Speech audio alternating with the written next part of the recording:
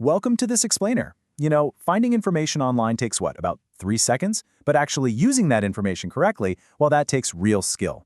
Finding sources is literally just the first step in the research process. The true test of a professional, whether you're just starting out in an intro tech course or you're already entering the workplace, is how you handle that information. So today, we're going to focus on using sources responsibly. We'll be covering ethics, citation, and confidentiality. And listen, it's absolutely crucial to understand that responsible source use isn't just some academic hurdle you have to jump over to get a grade. It is a foundational expectation in the workplace. In a world where digital info can be copied, downloaded, and shared in a split second, mastering these skills is exactly how you protect professional trust, ensure privacy, and stay safely within ethical and legal boundaries. Okay, let's take a quick look at our roadmap for today. 1. Quoting, paraphrasing, and summarizing.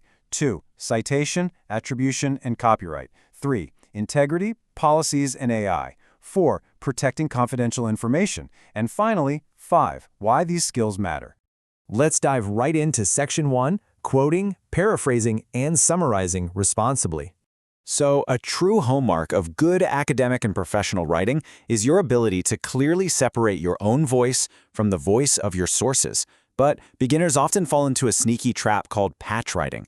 This happens when a writer keeps a source's original sentence structure and basically just swaps out a few words with synonyms. It's like putting a new coat of paint on someone else's car and claiming you built it. Studies actually show this is the single most common form of accidental plagiarism in college. It usually happens when you don't quite understand the material fully yet, but it's super important to know that patch writing is a form of plagiarism even if it's completely unintentional. To brilliantly illustrate the difference, compare these two approaches to a sentence about cloud storage. The original source explains that cloud storage allows users to save files on remote servers and access them via the internet. Now, the weak paraphrase on the left simply swaps a few words, saying it lets people store files instead of allows users to save files. The structure is virtually identical. Now, notice the stronger paraphrase on the right. Instead of keeping files only on one computer, cloud storage saves them online so users can reach those files from multiple connected devices. See the difference there? It truly restructures the entire sentence and changes the wording while perfectly preserving the original meaning. To help you avoid that patch writing trap, here are 5 highly practical steps for paraphrasing responsibly. 1. Read the source. 2. Look away from it. Seriously, look away. This forces your brain to actually process the idea. 3. Explain the idea in your own words. 4. Compare your version back to the original just to ensure accuracy. And 5. Cite the source. Actually, this is a really common point of confusion. Even when you use your own words perfectly, the original idea came from somewhere else, right? So it always requires the citation. Beyond just paraphrasing, we also need to summarize fairly to avoid misrepresentation. Misrepresentation happens when you make a source appear to say something it absolutely doesn't actually say. This can happen pretty easily by quoting a sentence way out of context or summarizing a report's benefits while completely leaving out its important limitations. Doing this twists the original meaning and, honestly, severely damages your professional credibility. Moving right along to Section 2, applying citation, attribution, and copyright expectations. Building beyond just text, we have to talk about managing entire media assets. And the crucial point here is understanding the massive difference between citation and permission. Citation is simply giving credit to where an image or video came from. Permission, on the other hand, means you are actually allowed to use it. I cited it does not automatically mean I am allowed to use it. For instance, citing a copyrighted image does not magically give you the right to throw it onto a public website, a marketing flyer, or a workplace presentation. Now, you might have heard of something called fair use. Fair use is a legal concept that sometimes allows the limited use of copyrighted material without permission in very specific situations, like teaching, commentary, or research. But you must understand that fair use is highly dependent on context. It is absolutely not a blanket permission slip to just copy anything you want just because it happens to be for a school assignment. Always remember this simple rule. Online does not mean free to reuse. Downloading an image, a video, or a chart from the web is incredibly easy, right? It takes one click. But checking the source, ownership, the license terms, and the attribution expectations before you use it, that is the responsible professional standard we are aiming for. So, tracking your sources requires different details depending on the format you're using. Notice the middle row here. If you're using an image, you must track the creator, the specific license, and record any changes you made to it. And pay close attention to the bottom row. If you use AI-assisted work, you need to track the tool used, the exact prompt, and the disclosure according to your specific course or workplace rules. Getting into the habit of consistent tracking just makes your professional work so much easier to evaluate later. That brings us to Section 3, following academic integrity and workplace information policies. It's fascinating how academic rules translate directly into strict workplace procedures, especially regarding new technologies. When it comes to AI, different instructors in different workplaces have entirely different policies. You really shouldn't just assume a tool is allowed because it exists.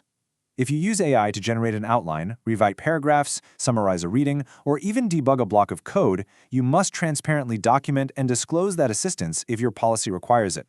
And remember, responsible disclosure doesn't mean you did something wrong, it just means you are being fully transparent about your process. And this brings us to a really vital point. Even if a policy explicitly says you are allowed to use AI, that does not mean you're allowed to submit unchecked AI work. You still bear the ultimate responsibility for the final product. You must verify the facts, follow the specific assignment or workplace rules, cite your actual sources, and honestly represent your own contribution to the project.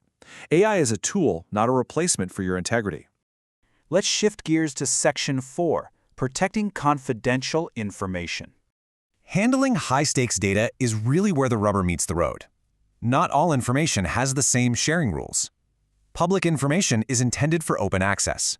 Internal information, however, is meant only for people inside an organization. Confidential info is limited strictly to authorized people. And sensitive information requires extra protection because exposing it could create real harm or major legal concerns. Understanding these categories is exactly what helps you make ethical and legal sharing decisions every single day. When you do need to share documents or screenshots that contain private details, you must use redaction or anonymization. Redaction means entirely removing or blocking the info, while anonymization means changing identifying details, like swapping a real customer's name for customer 1. Let me be super clear about this. Simply drawing a transparent digital box over text on a screenshot is not enough. Literally, people have been fired because someone could just delete that box in a PDF to reveal the text underneath. True reduction permanently removes the sensitive content so it cannot be recovered, protecting privacy completely. So what exactly counts as sensitive data? Well, it includes student grades and ID numbers, customer contact details, medical and financial records, passwords, and yes, even internal company screenshots. A massive point of confusion is thinking that information has to be some top-secret spy stuff to require care. It doesn't. Ordinary-looking records instantly become sensitive the moment they identify a real person or connect to a private account.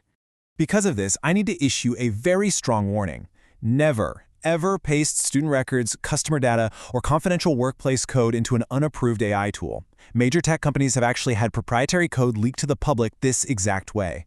Pasting private info into an AI is a massive security risk and a direct violation of privacy unless it is explicitly allowed by your organization's policy. Always secure your notes, your screenshots, and your AI conversations. And finally, Section 5, why these skills matter. So, after all that, why do all these skills matter? Mastering how to cite, how to follow AI policies, and how to protect data isn't just about avoiding a failing grade in a class. In an era where digital information is instantly copied globally, these skills protect legal boundaries and professional trust.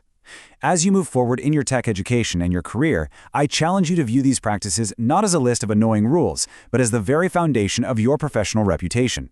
Every single time you correctly protect a piece of data, you prove your reliability. So, are you ready to be a trustworthy digital professional? Keep these principles in mind as you dive into the full reading material. You've got this.